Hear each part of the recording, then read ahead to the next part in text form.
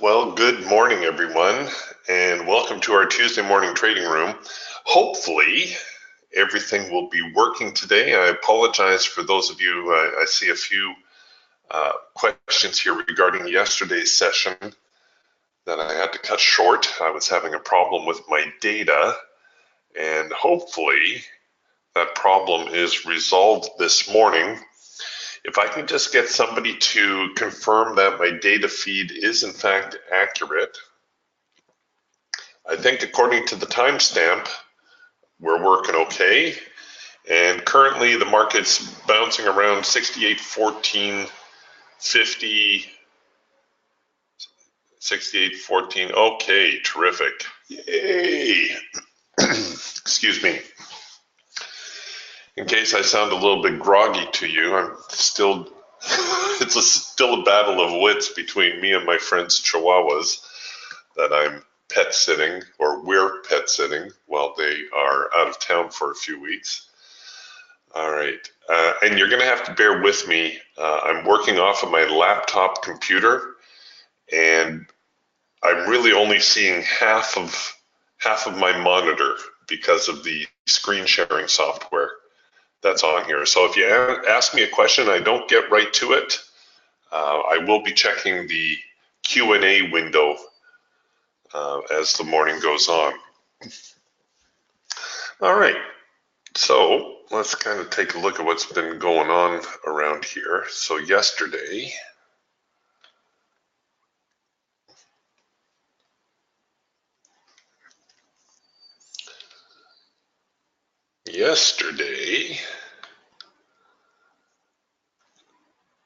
you can see the overnight, a good downtrend. Yesterday, looks like the market was more or less congested, at least going into the close. Well, you know what? I'm not going to scroll back all the way through yesterday. Like I said, this is a different computer. You can see I've still got the retro version of the Trade Manager, in case you're wondering what's going on here. That's the old Trade Manager. Oh, let's see, does that even show up for you? Yes, it does. Good.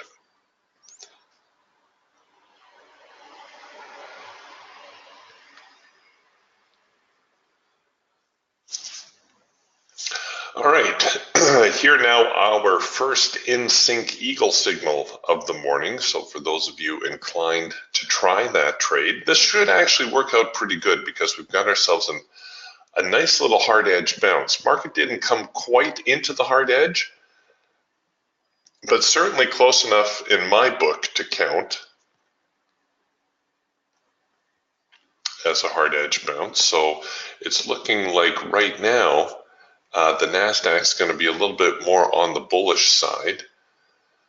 You know what, folks, for simplicity's sake, I may just end up focusing on one of these charts today.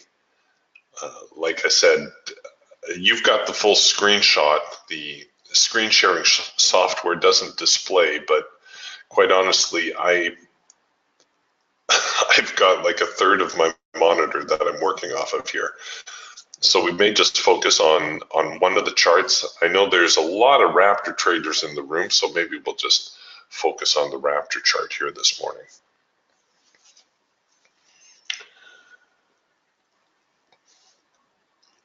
Definitely have an uptrend going here in the Raptor, and it looks as though we had a nice little hard edge bounce here. This would have been in sync with that eagle move that we saw. Still a little bit early though, I'm not panicking, but the market off to a relatively soft start.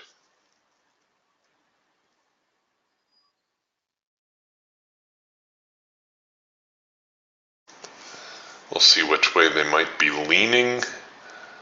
Getting a little bit of a retest now.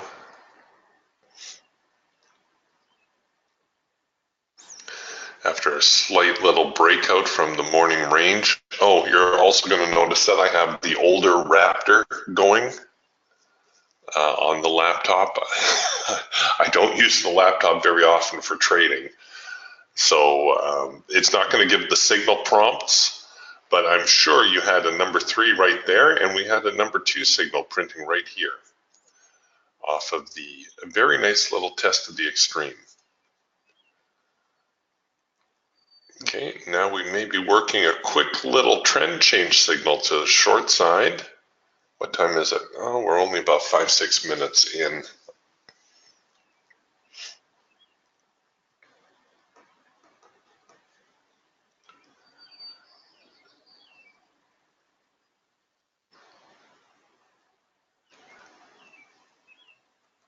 Okay, so the cloud's crossing.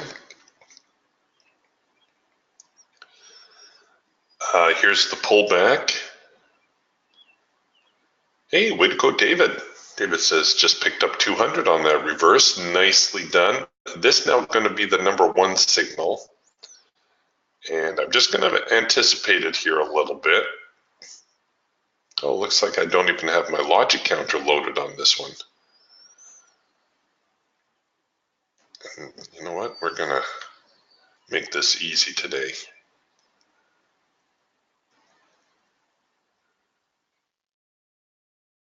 So there's the signal.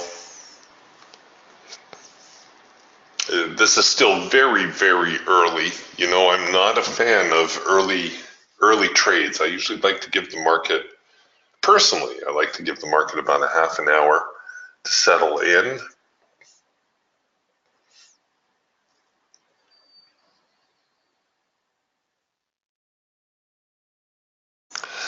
This now a second push opportunity on this number 1 signal.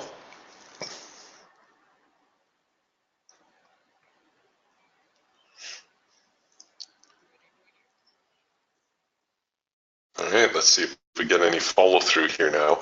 The danger with these type of quick turnovers is that the market's going to make a bigger pullback, right? It's going to make a bigger retest of this high. That's the challenge here, to avoid that.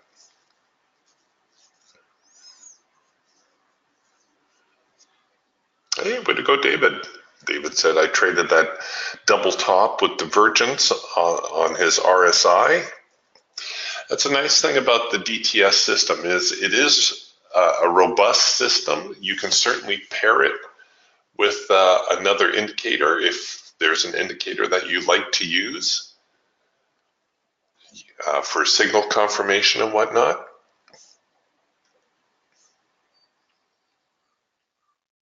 But, you know, at the same time, for those of you not doing that, don't feel like you have to do that.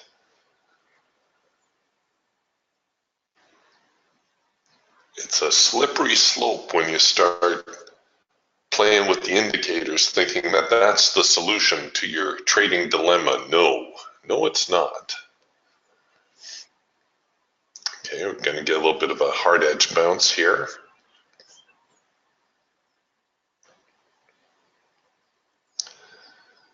As prices struggle for direction.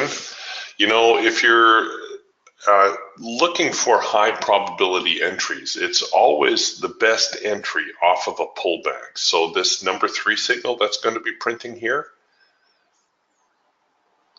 that's actually going to be a pretty reliable signal to try to take.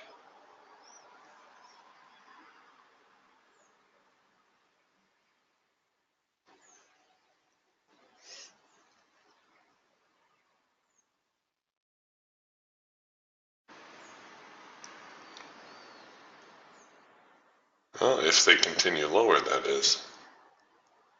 Here we go. Come on.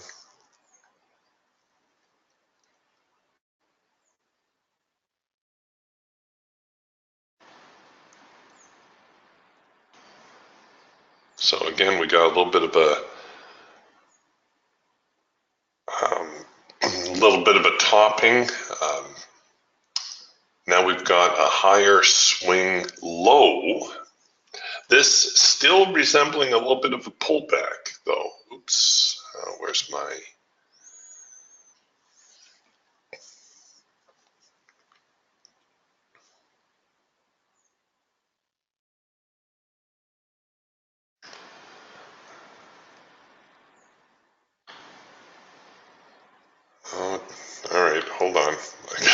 I got a few changes to make here.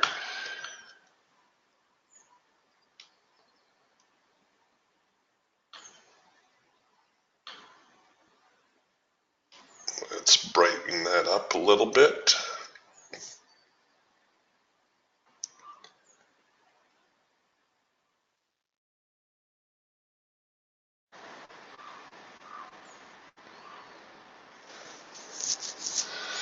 All right, so a little bit of a bear flag type formation.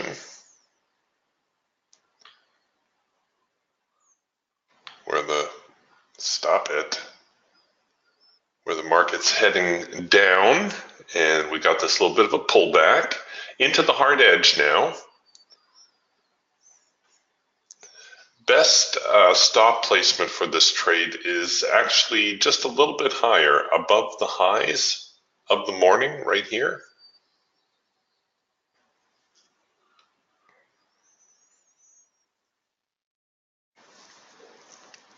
Then when the market starts to swing lower, if it starts to swing lower, then you can make your adjustments. But somewhere through here, after this quick little move down, somewhere through here, there should be at least one more attempt to sell the market.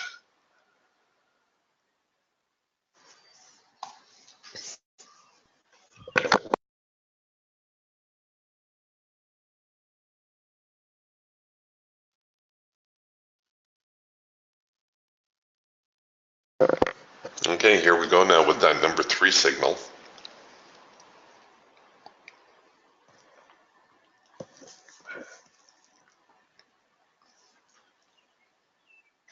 And this one would be worth trying. If you're not in on this number 1 signal, that number 3 signal, definitely worth a go. And now, of course, the challenge to take out these lows right here. As we get closer to these lows, or if the market tries to reverse again, then you can consider bringing your stops in.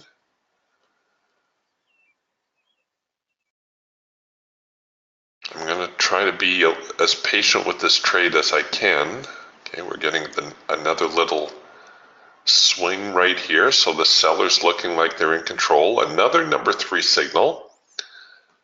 That's what we refer to as the double pullback signal, where the market moves into the cloud twice, each time coming out with this, in this case, a sell signal. Of course, the opposite would be true on the buy side. That was actually going to be signal number 4 on the Raptor, but we couldn't finagle the programming. It's just a little bit too complicated.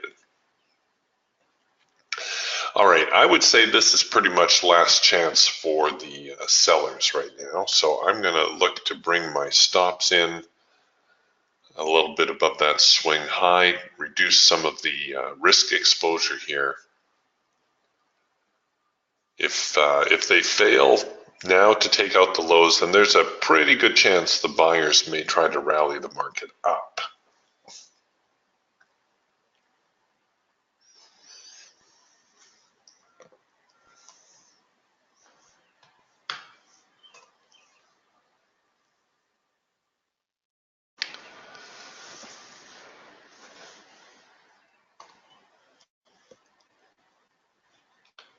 So we got a little bit of a trend line going right there.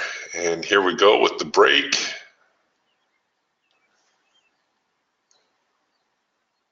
Okay, we're at break even. I was actually going to try to hold my stop a little bit longer. Come on, give me that breakout.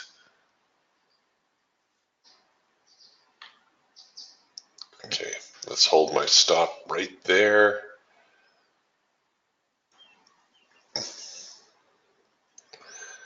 We'll go with the ATR and hopefully we're going to get a little bit of follow through on this now.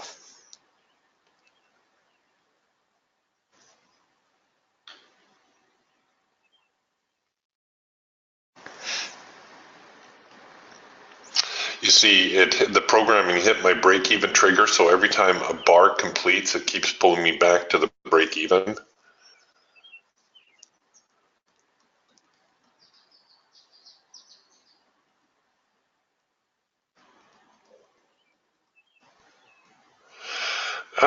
Yeah, David makes an interesting observation here. He says, one thought about your trade, in my experience, it usually isn't a good idea to trade at the roundies or the 100 mark.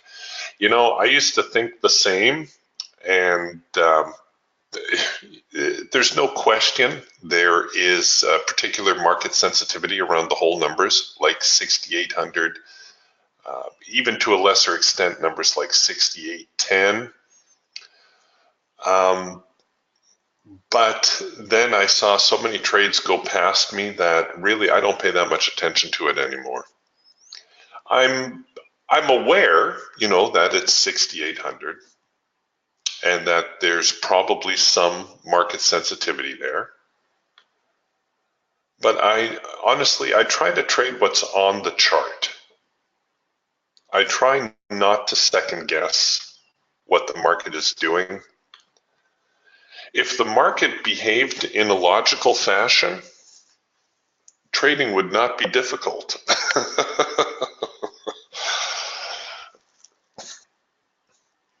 All right, here we go. Let's see if they manage a breakout higher.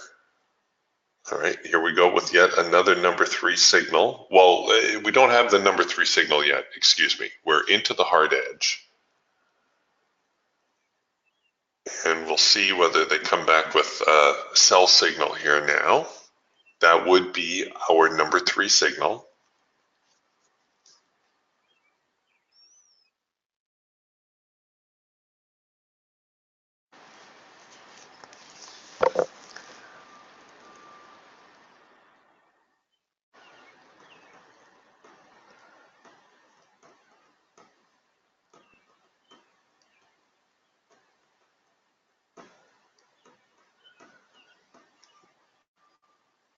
All right, what I'll do is I'll set a just in case order. Just in case the bottom falls out of the market and I don't get a chance to put an order on.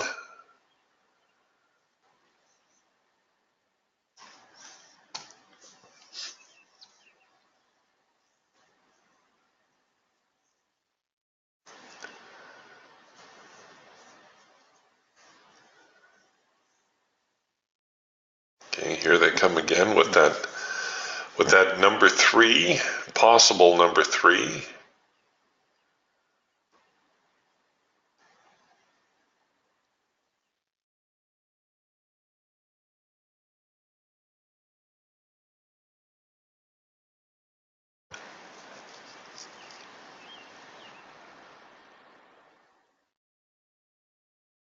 All right, there's the number 3 signal.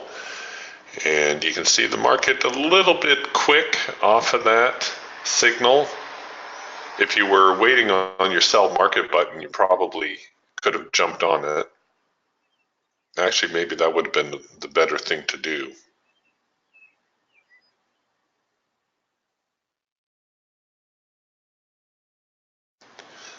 Okay, here now the second push opportunity.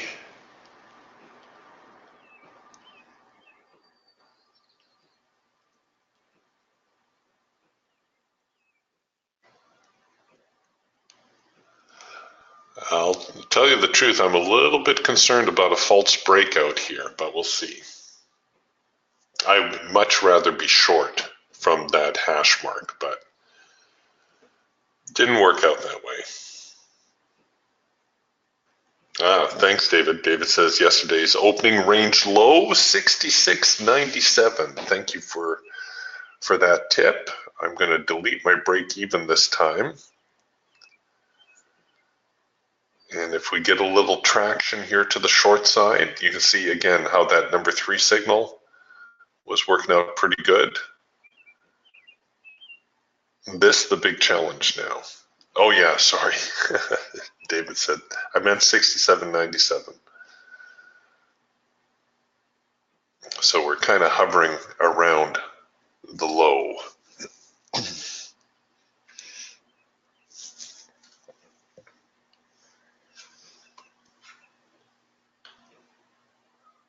Okay, here we go again. We got a little bit of a trend line going on right there. Coming back with yet another number 3. The seller's holding their own, but barely. I'm going to roll my stops just a little bit here, above maybe that swing high.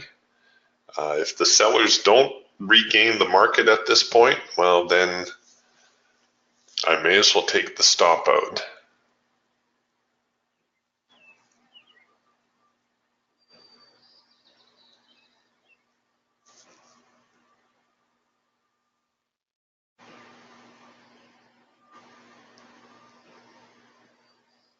Come on.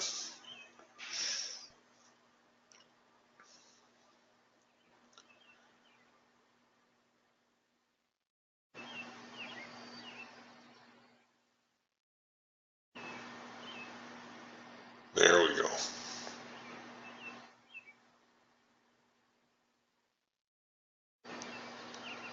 And I'll get ready here on my break even button.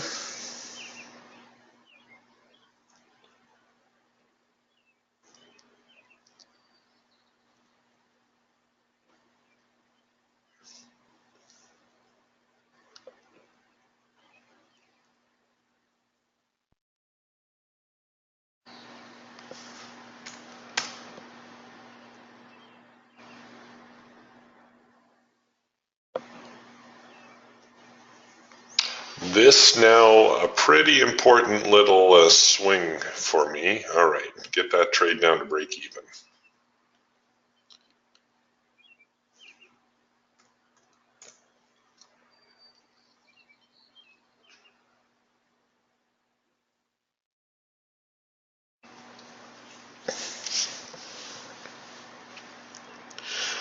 Oh, David's asking, what does the number one beside the break-even button refer to? This is on the newer trade manager as well. This means break-even plus one tick. So you can set it higher. If you want to protect more profit, you can set it lower. You can even set it at even or into negative values. A lot of people don't know that. So you can go, if you don't want to crowd the trade exactly at break even plus one tick, you could even leave it back, 3 ticks or 10 ticks or whatever you desire. But by default, it's break even plus one tick. The idea is that there's enough in there at least to cover your commissions.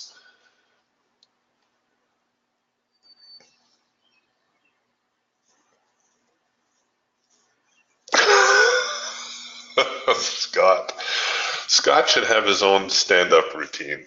Scott says, that's how I double my profits. I move my break even from 1 to 2. Actually, I think between commissions and fees, a 2-tick break even is probably more realistic. Or even a 3-tick in a market like the NASDAQ, where we're only trading for $5 a tick. The 1 tick really only covers the commissions. You're still going to be out of pocket your fees.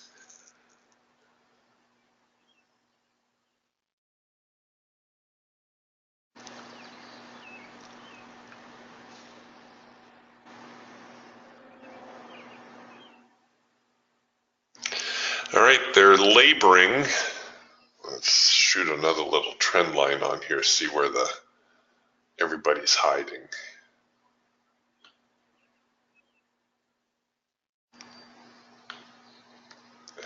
Doggone it. This is why I use my desktop computer.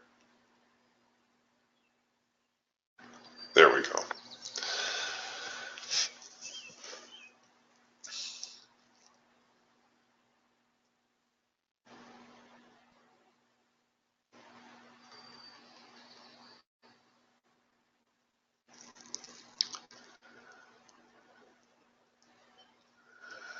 All right, a little bit of a breakout attempt. We'll see what the sellers do with that.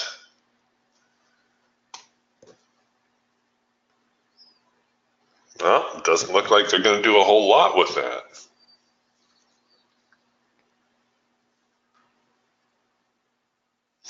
Well, it wasn't a bad trade. I would have done better taking profit on target, of course.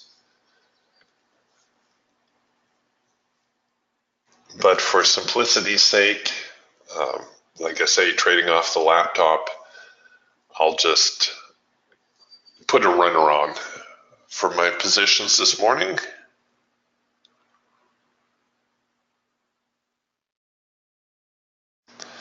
This now another number 3 signal, even though it didn't hit the hard edge, pretty darn close. What I'm thinking though is the failure to move the market lower.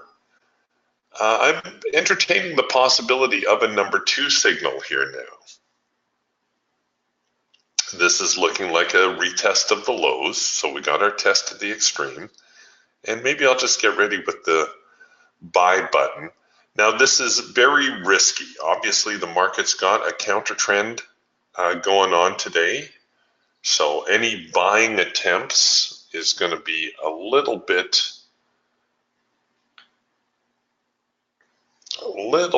difficult.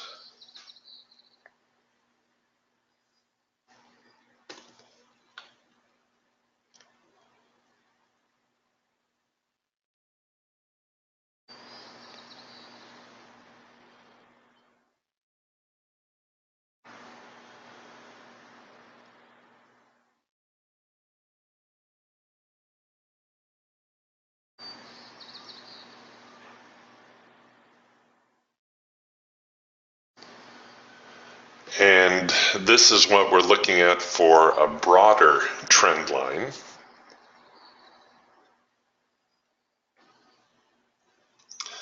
So a move into the hard edge is definitely the target for that counter trend trade. So there it is right there, the number 2 signal.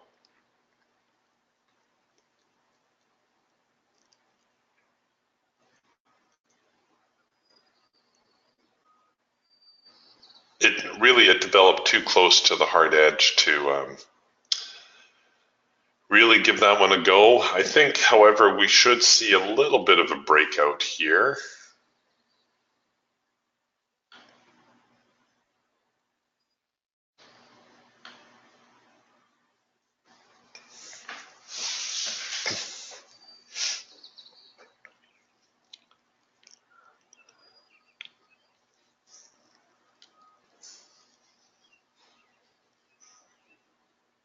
Excuse me for a second, folks. I'll be right back.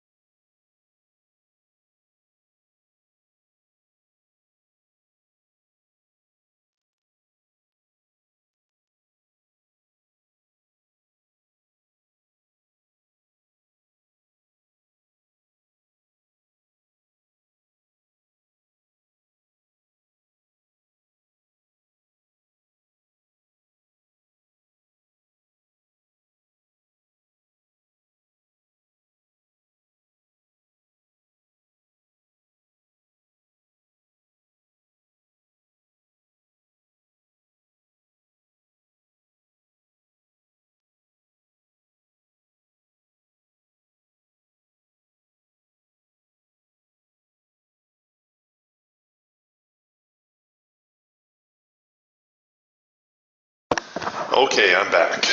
All right, so here we go. Going to make a break or try to break above the high, above that hard edge. You can see the clouds trying to transition, but so far, this may also be a bit of a bear flag type formation.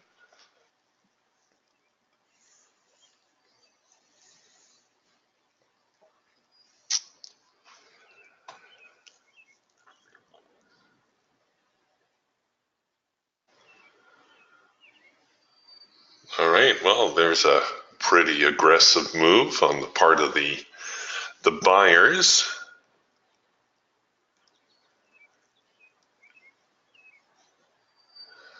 Now, you know, we get these secondary signals, these what I refer to as discretionary signals on all our tools.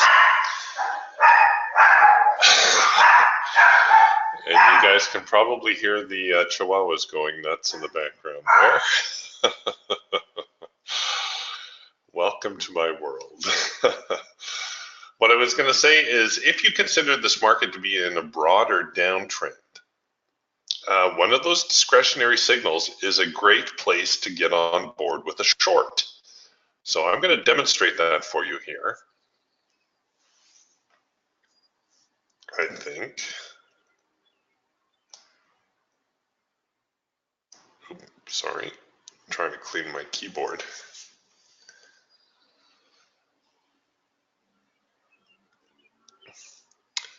Looks like my grandson's been having peanut butter and jelly sandwiches and playing video games.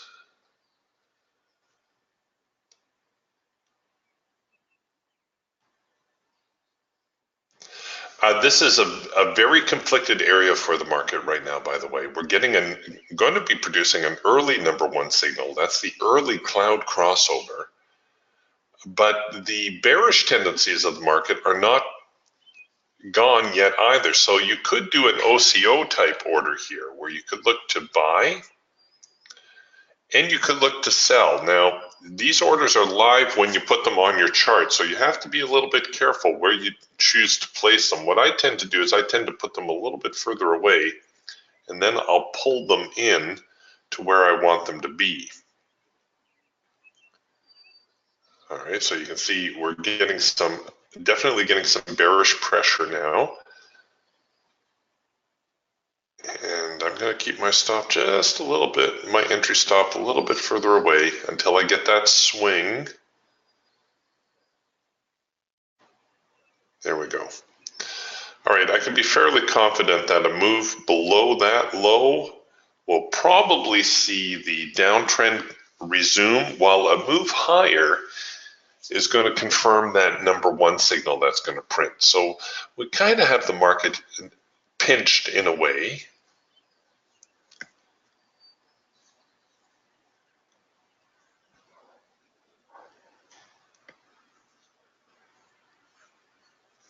This now the early number one signal. The cloud's not fully crossed. The hard edge is not fully crossed yet, but that does have all the characteristics of a number one signal. So you could consider that as good as a number one signal.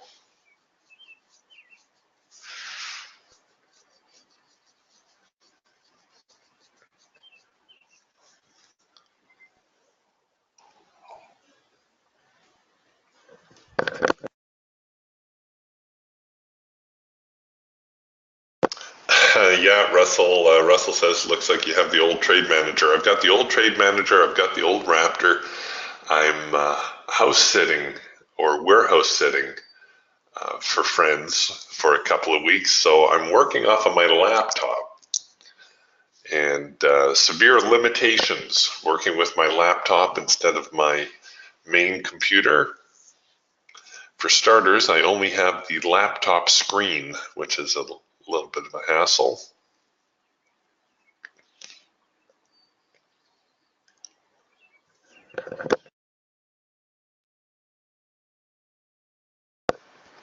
And it turns out the last time I used this for trading was almost a year ago to the day. I had to do quite a few changes to the markets. But yeah, I got the retro version of the trade manager here.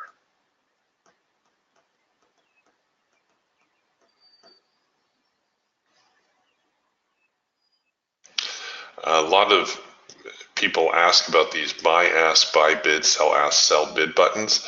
These are redundant. Unless you're going to be using a limit order, if you're buying the ask, you're buying at the market. If you're selling the bid, you're selling the market.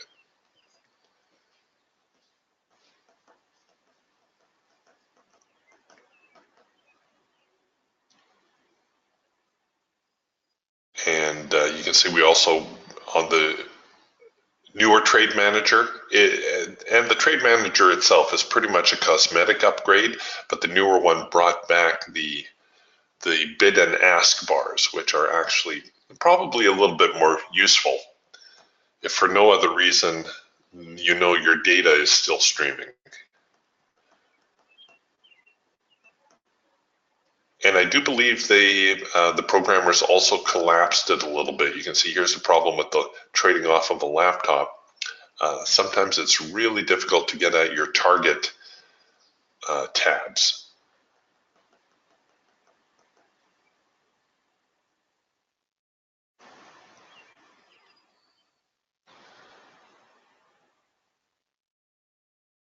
Okay, they're struggling.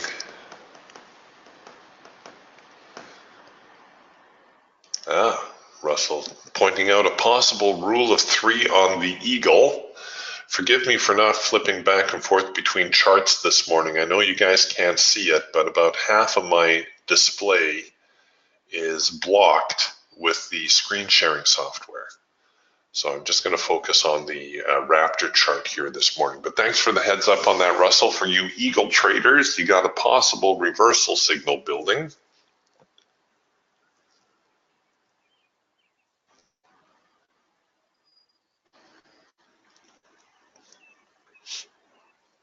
All right, here we go. This should have been a completed number 1 signal, I think.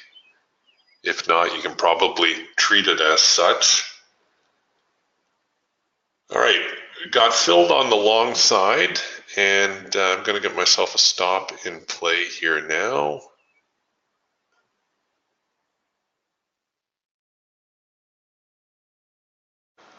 That'll work to start.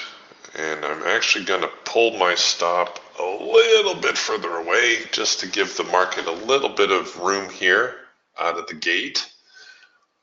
We broke out now above these highs. Here comes that little bit of a retest. If this did not signal as your number 1, the next buy signal, if we get it, should be the number 1 signal.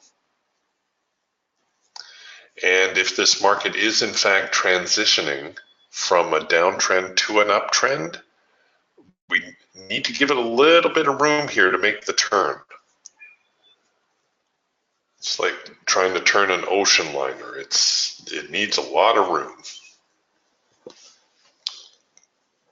Our friends, they have a beautiful view of the Juan de Fuca Strait here on Vancouver Island.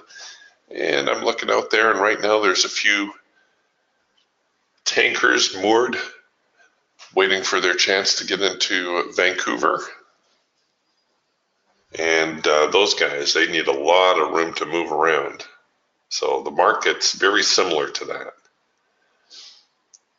Not liking the struggle that's going on here, though. I was hoping for more pop on the breakout. It was pretty quick there for a second, a quick little move higher.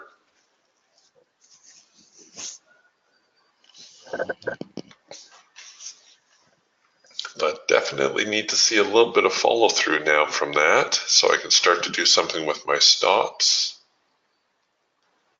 Maybe I'll get ready here again with the ATR.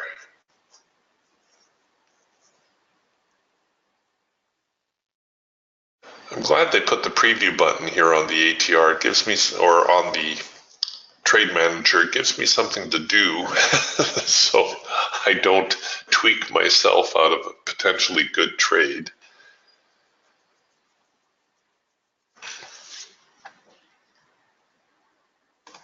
Okay, just curious again, where's the buying and the selling going on?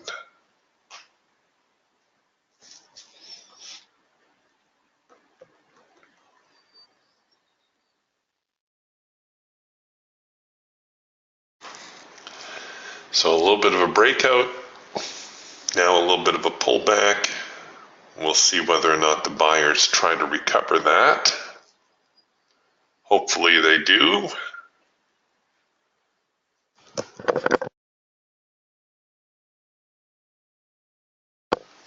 And then that might give me an opportunity to start rolling my stops, maybe.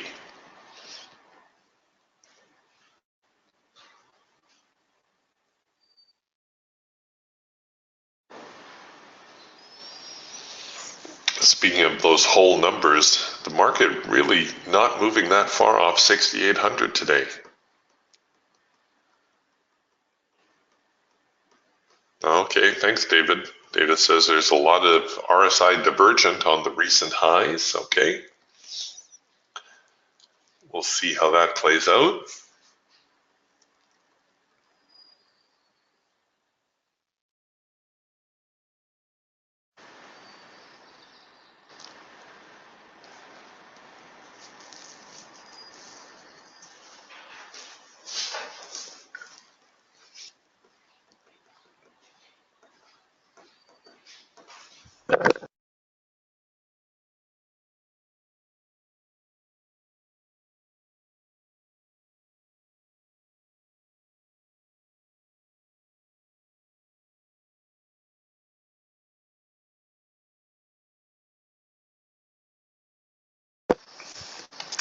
All right, is this going to be a swing now for the buyers? If it is, we should be in pretty good shape for at least a little bit of a rally, at least a challenge here of the recent high. And if you're running a break even, you could certainly put a break even trigger right there.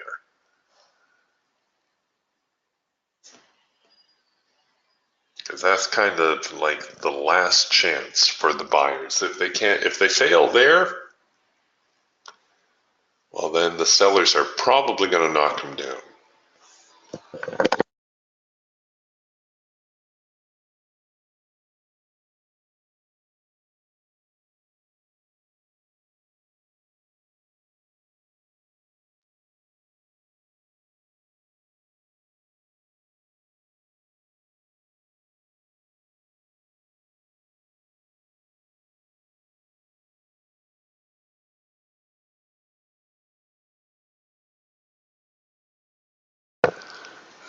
They're taking their sweet time here.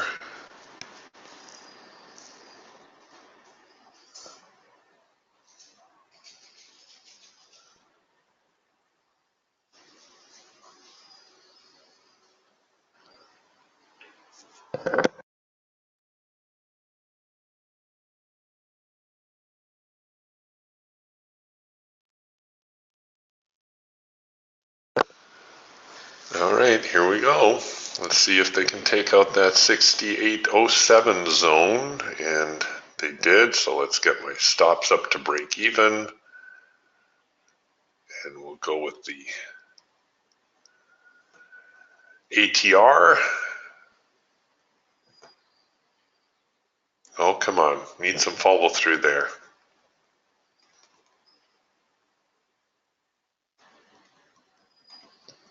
Don't swing yet.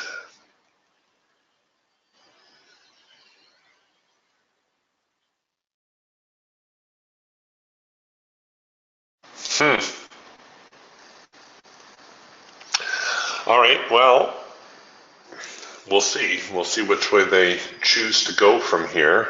Right now, the market definitely stacked in a more bullish fashion, no question about it.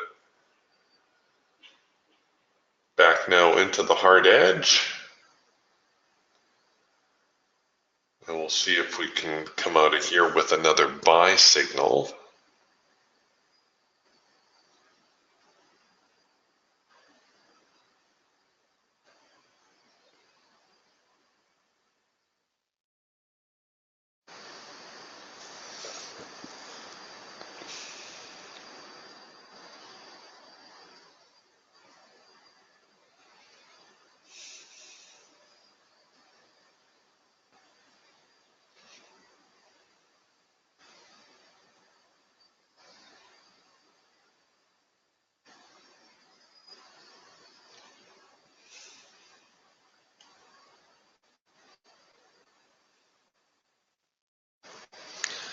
And I may just hit the buy market button. This is going to be a hard edge bounce signal. We could also do a second push. Actually, maybe that's the more prudent thing to do, is we'll do a second push.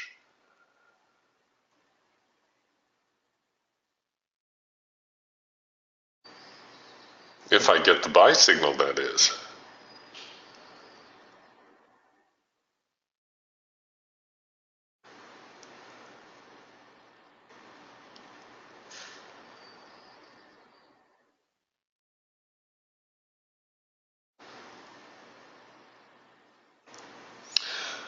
All right, well, the cloud's starting to cross again a little bit the other way. Maybe this whole move here was nothing more than a great big bear flag.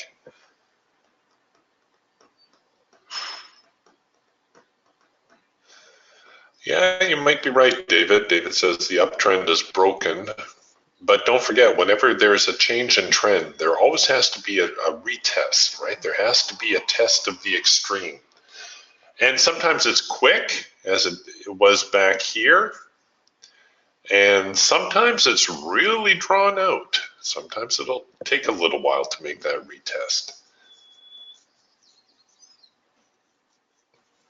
As far as the bands go, they're very neutral right now here on the Raptor. And like I say, if you're looking at this market and you're thinking, oh, well, maybe the trend is up, well, that's an opportunity for you to use one of those secondary signals to buy.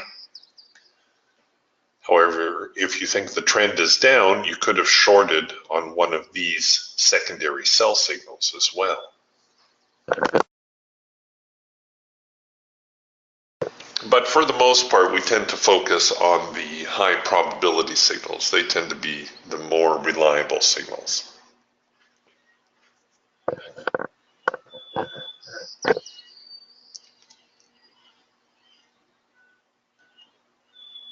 Pretty quiet morning this morning. Not a lot of activity. Like I said, we haven't moved that far off 6,800, have we?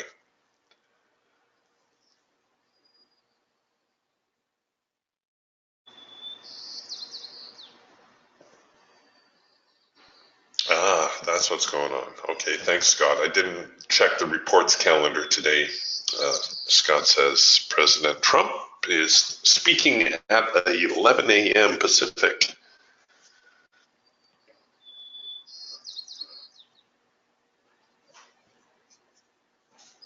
2 p.m. Eastern, for those of you not familiar with the time zone changes.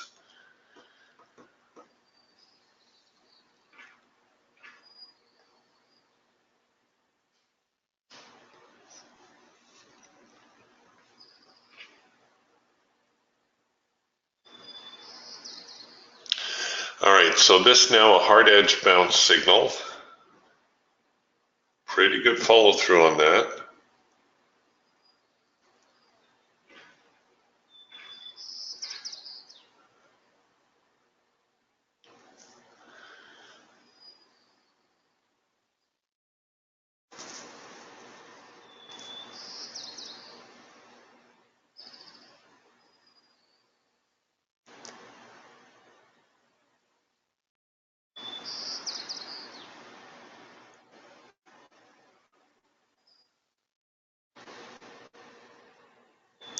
Okay, we've got a warning dot. So what we can do is we can set up,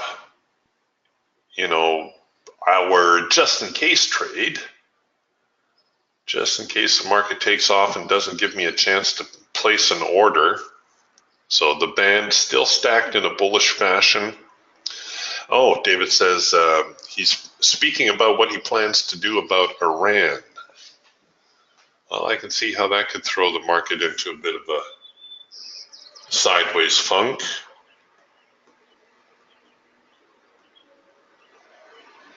We may end up having to do a little bit of a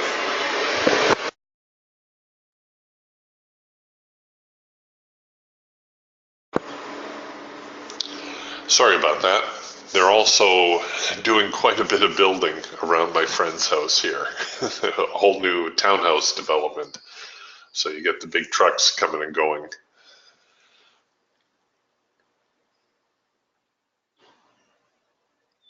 Yeah, right now the market actually getting kind of congested again. You could do another OCO order if you prefer. If you can't quite figure out which way this market is leaning,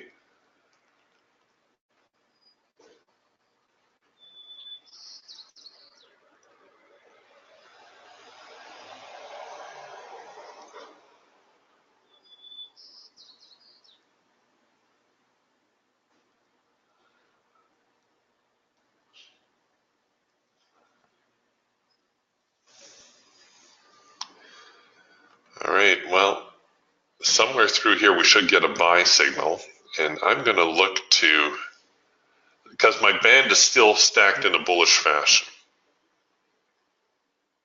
Yeah, I agree with David's comment here. It's possible it won't really go anywhere until after 2 p.m. I think you're absolutely correct. I think we could see more of the same here. There's the buy signal. So I'm just going to buy in. I'm going to attempt to take this market to the long side because that's the current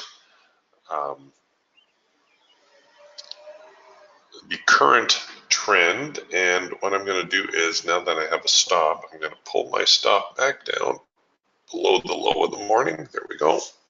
Just to give myself a little bit of room to start. And I will extend my break even just a bit. Bring it up here because I don't want to get tagged too early.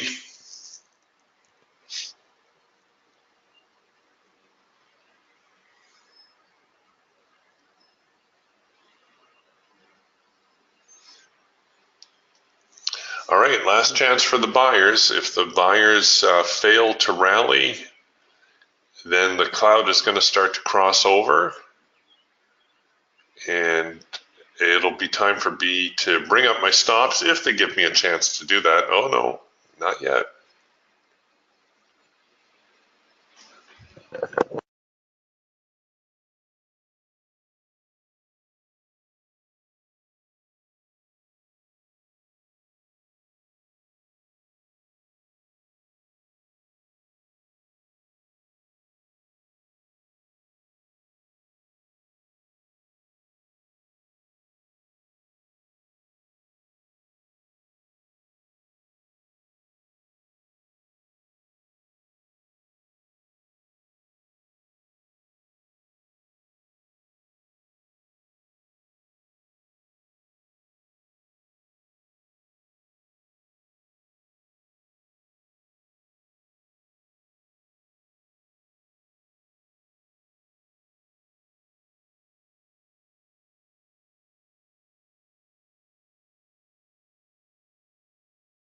Well, it's not looking so good for my trade right now. I'll admit I was being a little overly aggressive on this trade.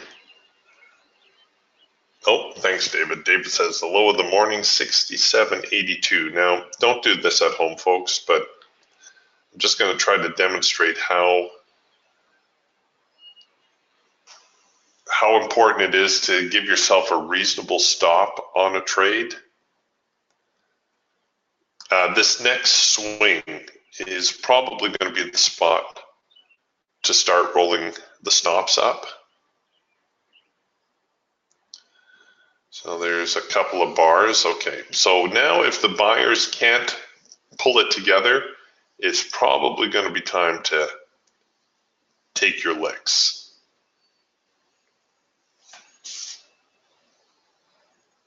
We should at least see a rally back to 68.02. So if you wanted, if you're thinking you're on the wrong side of the trade, you could just bring your break even in like right there. And as soon as it gets tagged, the trade manager, of course, will take you out at break even.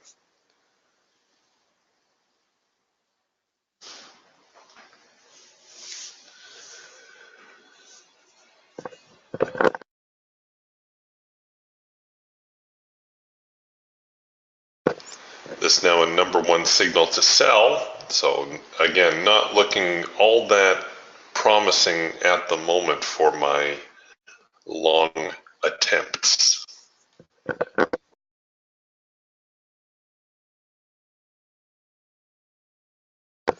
But the band still relatively neutral, so I'm not without hope.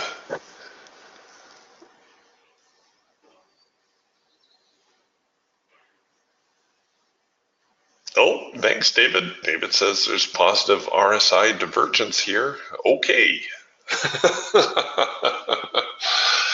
All right, you hear that, NASDAQ? David says you're supposed to go up.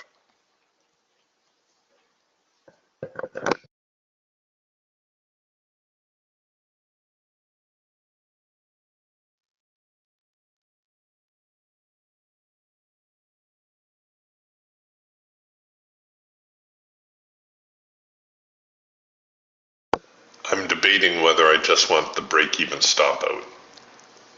I could set a profit target as well up here, or whether I'm actually going to try to run it out, because this is going to be crunch time here at 6,800, 6,802 in this whole area. You can see how the highs have been diminishing.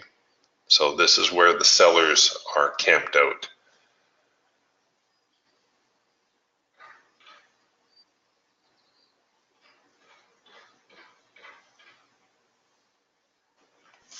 I could roll my stops a little bit more if you wanted to take a little bit of extra risk out.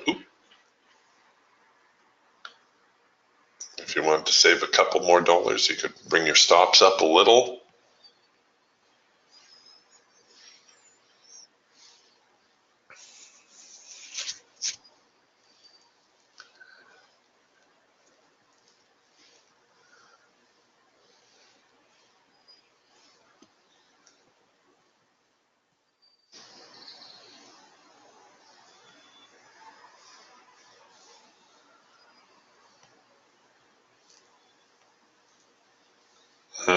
Yeah, David says we also have a higher low and higher high. They are pretty small, though. I tend to focus more on the bigger swings myself. But that's how it starts, right?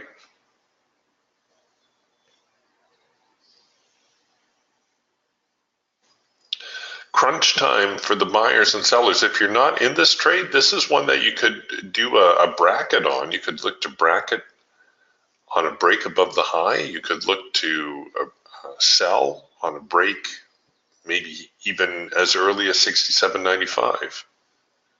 So you could put a pretty tight little squeeze on this market.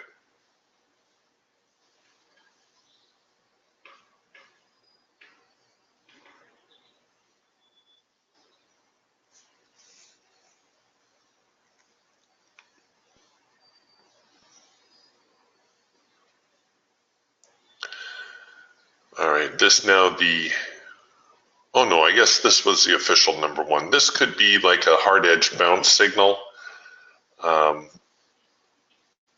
So as far as the Raptor is concerned, everything's looking a little bit more bearish, but again, you got to take the context into account. And it looks like I'm going to get tagged out here in a second.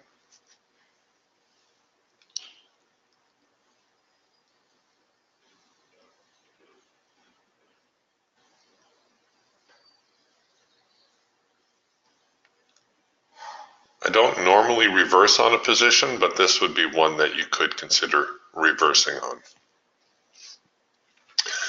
All right, well, I had a feeling I was in trouble there. Getting a little cocky with the market, perhaps.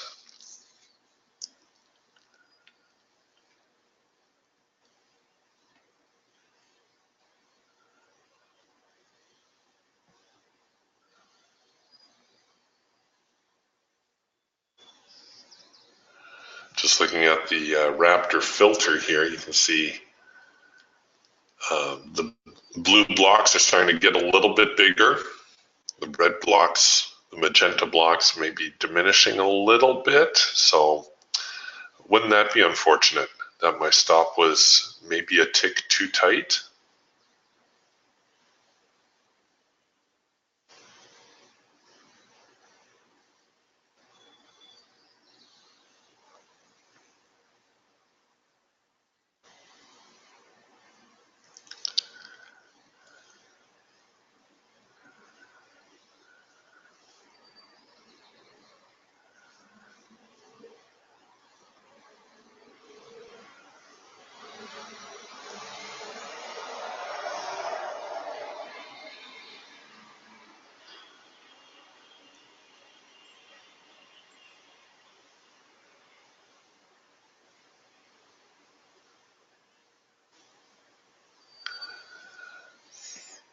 Okay, so we broke above this little swing high. We'll see what the sellers got.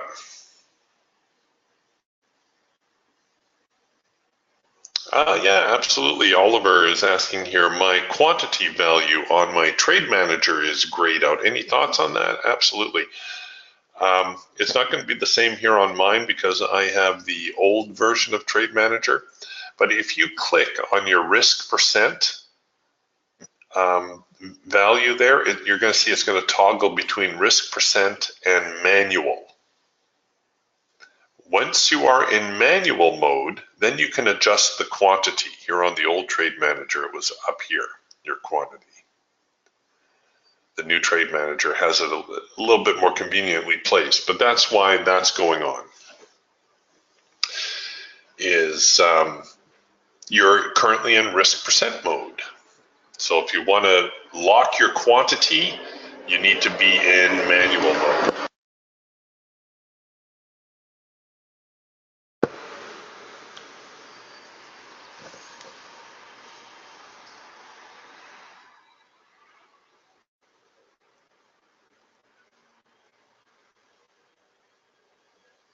All right, let's see.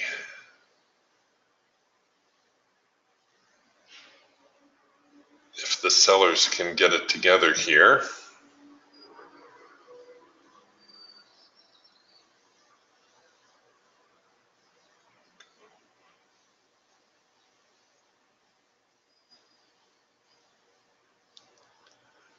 Look at that. I did. I got tagged by one tick. Oh, I hate it when that happens.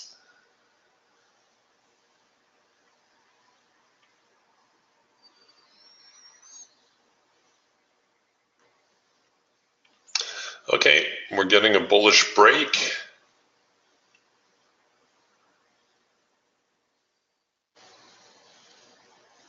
Oh, well, this is heartbreaking now.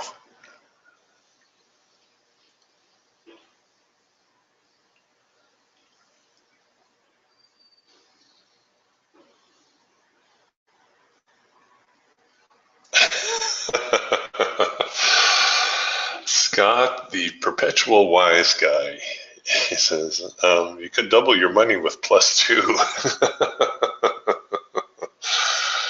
All right, let's do that. We'll go break even plus 2 ticks.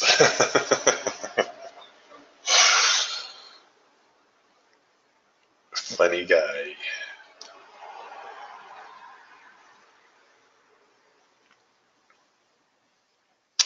All right, so it's looking like we've got a little bit more bullishness in the market now.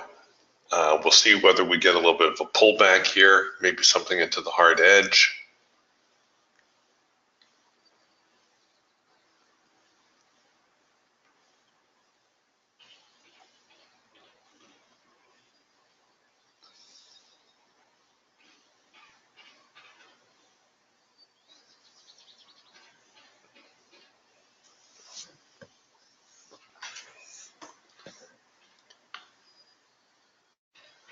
They're sticking to that little trend line pretty well.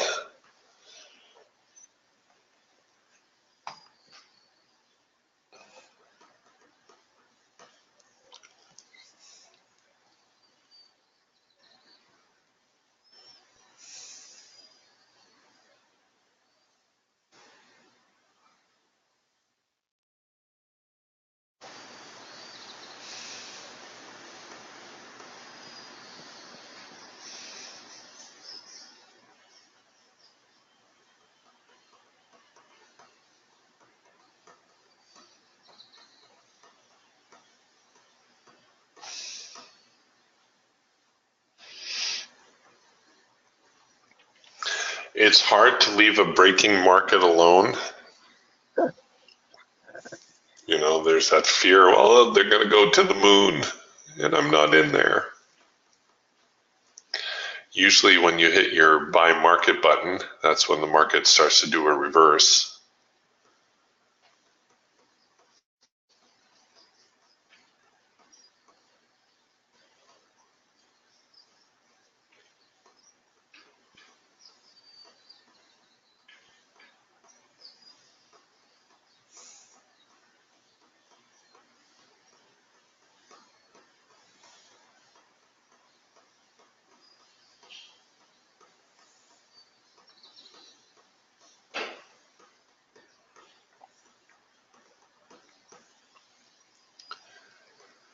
Now that they've gotten a little bit more bullish, we can look for a possible retest of the breakout high. They're not even going to do that, scoundrels.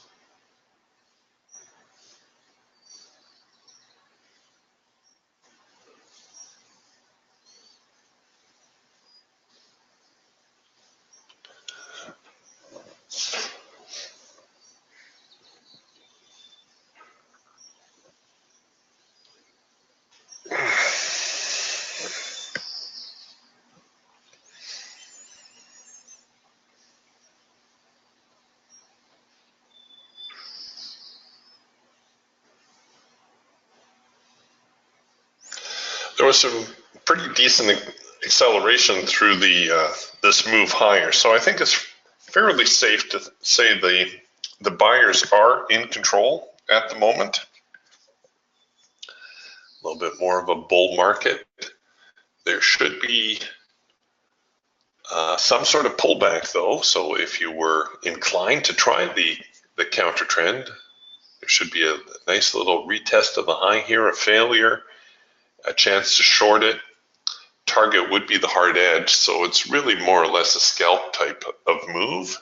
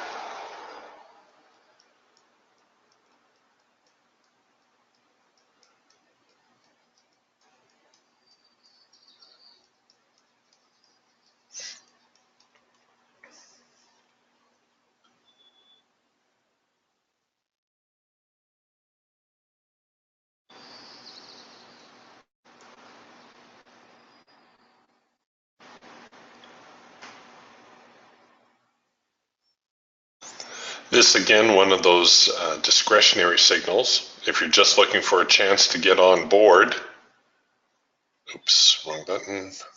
If you're just looking for a chance to get on board, you've got the warning dot going, right? You know that if this trades higher, you will print a signal, see, warning dot, followed by a triangle and hash mark when the signal is complete. So what you could do, if you think the market's gone bullish and you think it's going to keep going from here, well, there's one of your follow-up signals, one of your discretionary signals. It doesn't qualify as one of the high probability signals, but it will get you into the trade when all the signal parameters are met. And now, of course, that warning dot has disappeared, so you can cancel your order. The better thing to do here is actually to wait for a little bit of a pullback.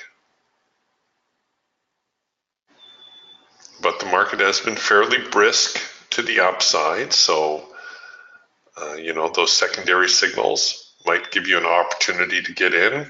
You can also just use your buy market button as well if you don't want to set up your trade or preset your trade.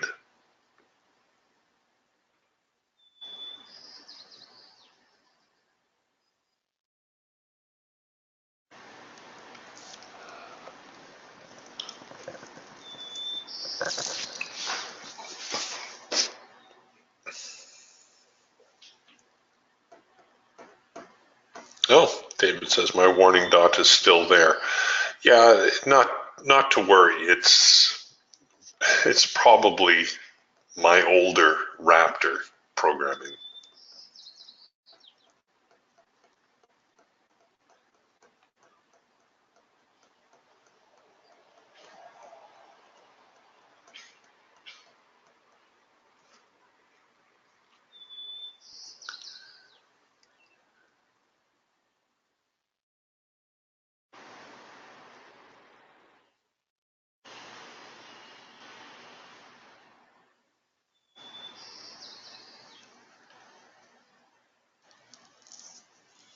Well, you guys can hear that? Scott says you got birds outside. Yeah.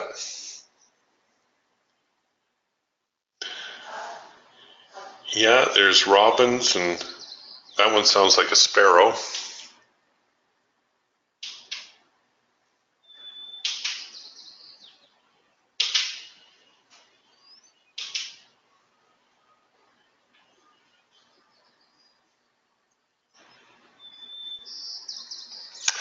Okay, good question here from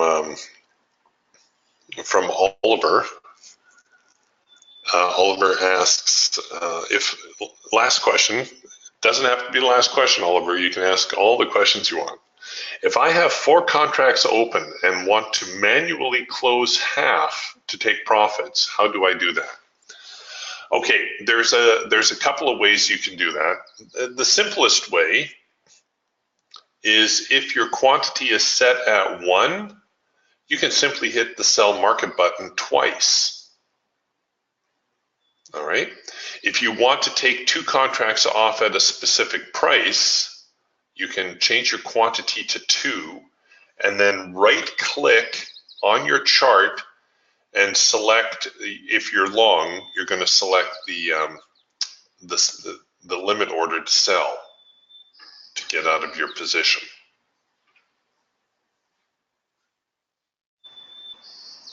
And vice versa if you're short. So that's how you can, those are the 2 easiest ways to scale out of a position. Well, actually, if your quantity is set at 2, you just need to hit the sell market button once.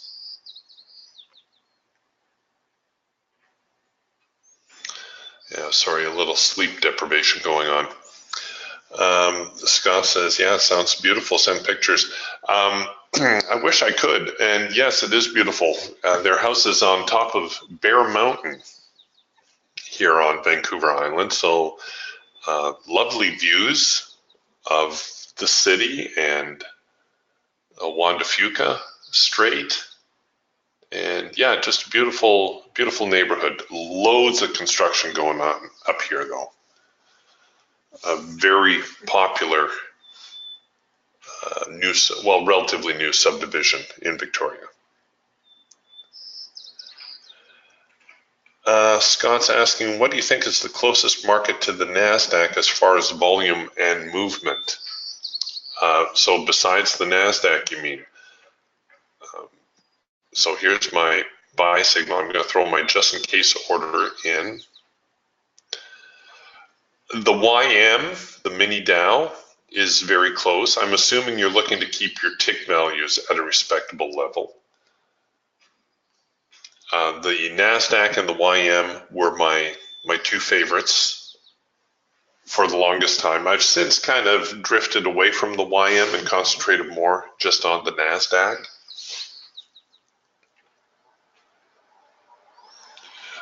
The mid cap, that's the EMD, is also a very good trending market. I used to focus on that one quite a bit too. It trades at $10 a tick. It can be a little bit rich, but you get some really good follow through on the moves there. It doesn't produce quite as many signals, but when it does, you can usually anticipate some pretty decent moves resulting from that.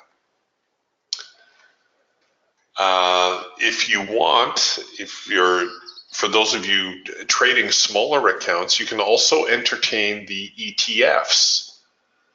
So the ETF version of the NASDAQ is the Qs, and the E-mini version of the ETF version of the E-mini is the SPDR, the SPY, that's the symbol. If you're going to be trading the ETFs, I may just go straight into the SPDR. You know that? The nice thing about ETFs is that you're trading shares. So you can really limit your risk exposure. You have total control over that. Yeah, Scott's asking the RTY, the Russell. Yes, the Russell's a really good instrument as well. A lot of traders favor the Russell because they think it's a more professional market, that professionals trade the Russell and amateurs trade the E-mini. At least that's their thinking.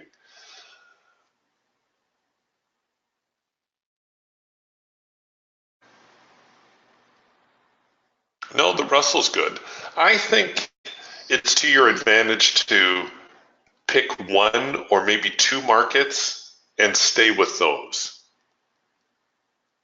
Learn their little quirks, their little anomalies, if you will. Okay, we got, you know what, I may change this into an OCO type order. Because we got a market that's kind of stuck. Oop, turn my OCO on. I'm going to short here. And I'll look to buy.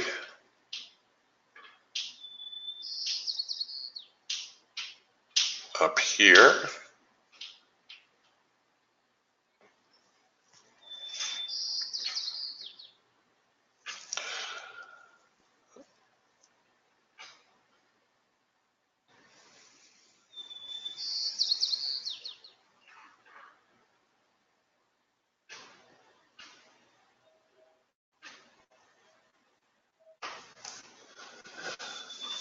Watching, you know, a lot of people watch, I've heard traders brag, oh, you know, I watch 10 markets. Okay, I don't know how you can trade 10 markets, how you can actually concentrate enough to follow 10 markets, but all right. You're probably smarter than I am because I can't do it. Oops, what happened there? My OCO stopped me out, so I'm just going to buy back in. But a lot of people believe that if they follow more markets, they're going to make more money. It's kind of the same idea as if I trade more often, I'll make more money. And I hope that by now you know that that's not the case. You don't need to trade more to make more money. Rather, you just need to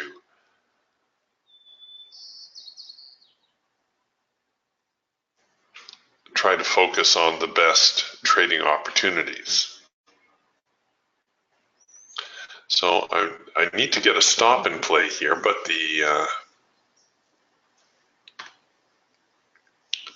we'll do it manually. No, that's not going to work.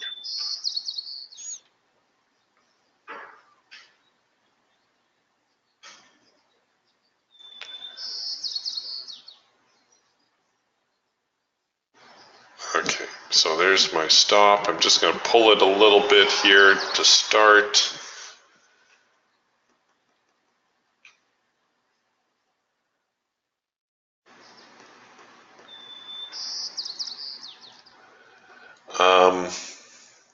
Paul asks, I was just in a long trade that went against me, but the trade manager would not close out the trade. Is it still open, Paul?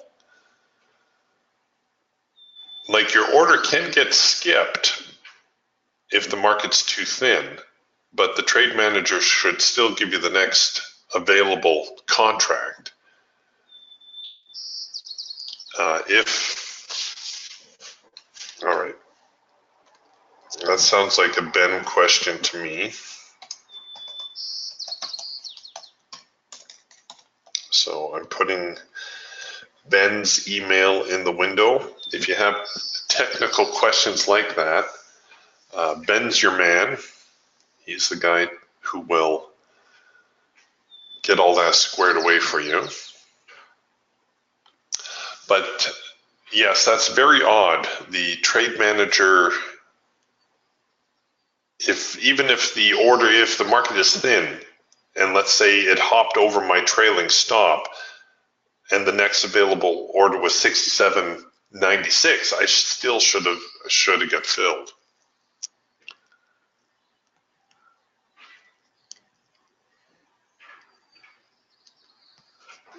Okay, great question here from David, and I'm going to go to my trade forecaster. I believe I have trade forecaster here. Yes, I do. Okay, bear me a moment as I move a few things around. Okay, so David says, I just got the trade forecaster. I understand scalp and trend, but can you give me an example of the Raptor swing trade on the Raptor? Yes, I will, David, but first let me, for the benefit of everyone, let me go over the trade forecaster here. The trade forecaster tries to tell you what the current market environment is and what the next market environment is most likely to be.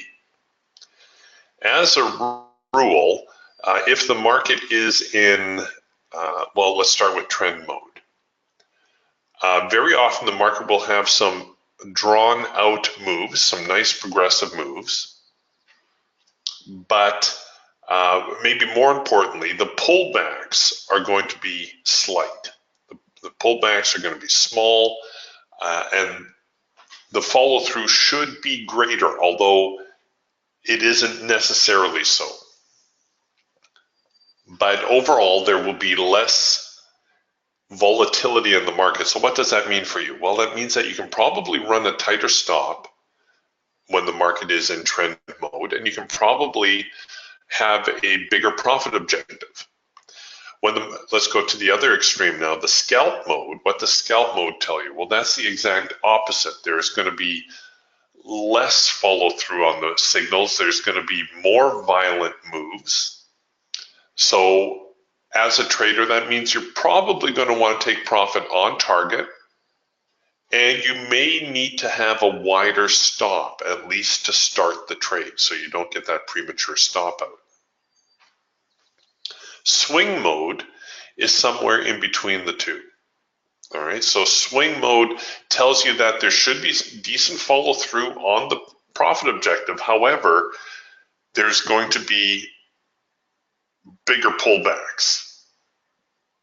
So when the market is transitioning from, it looks like we went from trend to swing, that tells you that, okay, the follow through is going to start to get a little bit smaller. The swings against you are going to get a little bit broader. So I need to maybe run a tighter profit target, maybe tighter stops if I'm in a profitable position. And I may have to loosen up my stops to initiate a trade.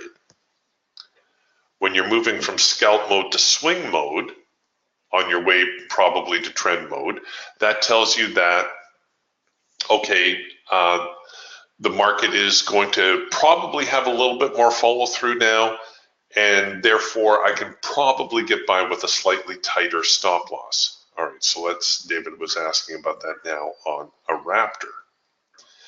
Okay, so now you know that trade forecaster has moved full on into scalp mode. So what that means for me is I should probably have a profit target. I should probably throw my profit target up here. I should probably scalp out or take my profit when and if I get it.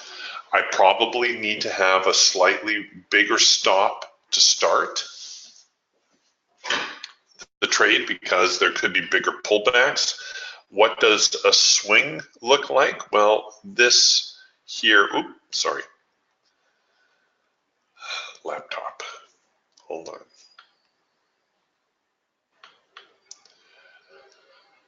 This here would be swing mode right here. You're going to get maybe those quick little breakouts when the market moves above a resistance area or below a support zone.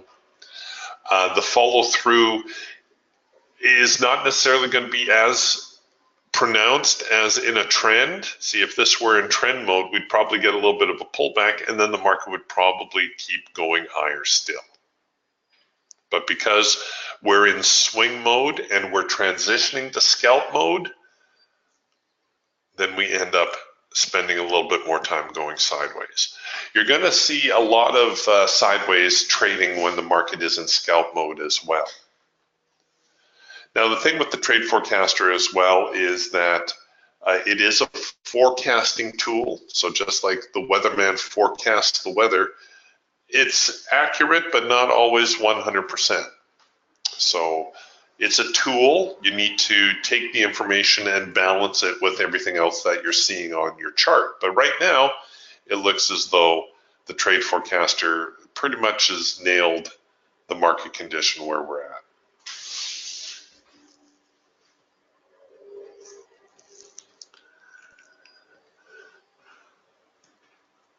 Okay, so scalp mode, you know, frequent swings, probably a little bit more pronounced even.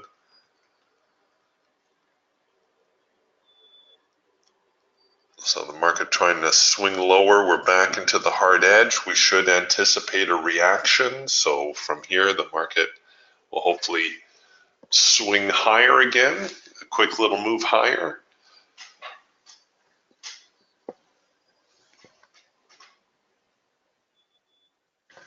But with President Trump's announcement coming this afternoon, I think there is a very good chance the market's just going to keep going in this sideways twist.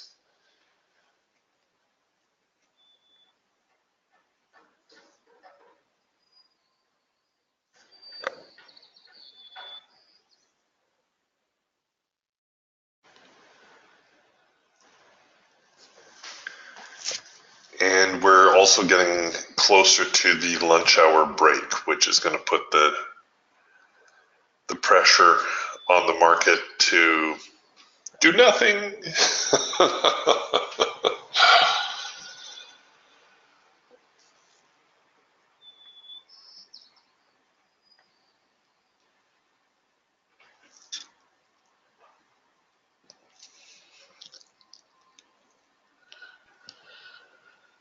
All right, well, if you're going to trade this afternoon, I think it would be advisable to stand aside until after the president says what he has to say.